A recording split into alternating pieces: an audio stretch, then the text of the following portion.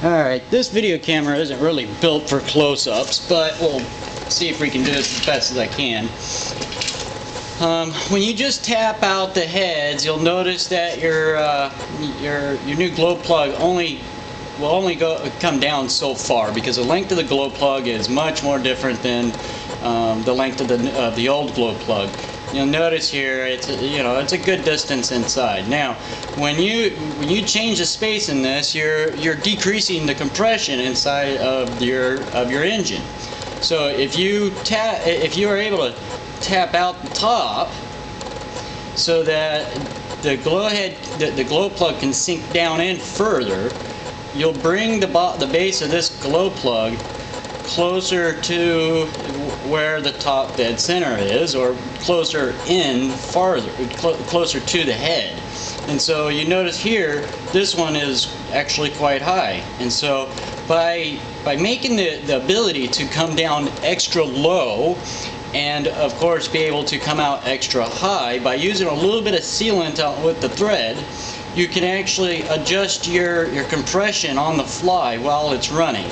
Now, I got this idea from when I saw a gentleman using a diesel head with his nitro, and with the diesel heads you're also able to adjust them on the fly in the same way. And so I could actually bring this sucker almost all the way out and have a very large space in here to bring my compression down extra low, or I can tighten it down extra far to have a really high compression. And so this becomes very useful when you get different types of atmosphere, when it's colder outside or hotter outside. Having the same nitro gas makes it a little difficult to deal with these 049s because of the reed valve, and the reed valve can only do so much. But just to stress my point that you can really make a difference by tapping the top out of this thing. Now let's see if I can pull this out and give you a little better of a view.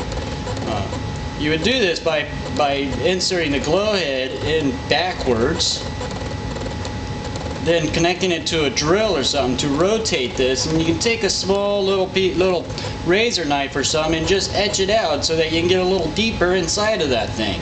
And so you can see how I have a ridge in this. There's actually a step down that goes down just a little bit, probably about 1/4 of an inch after I get to the threads.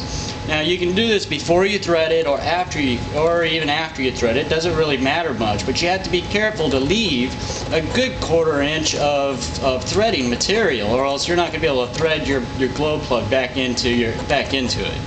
And so with that, you got yourself a nice little setup. Now I've made some changes to both of them, but this one hasn't really been tapped down as far. He's all the way down as far as he can go. Oops. But because he's tapped down, I haven't tapped him down all the way. He can't go down that far. This is just one of my glow heads that I have, and this is the real one that I use the most.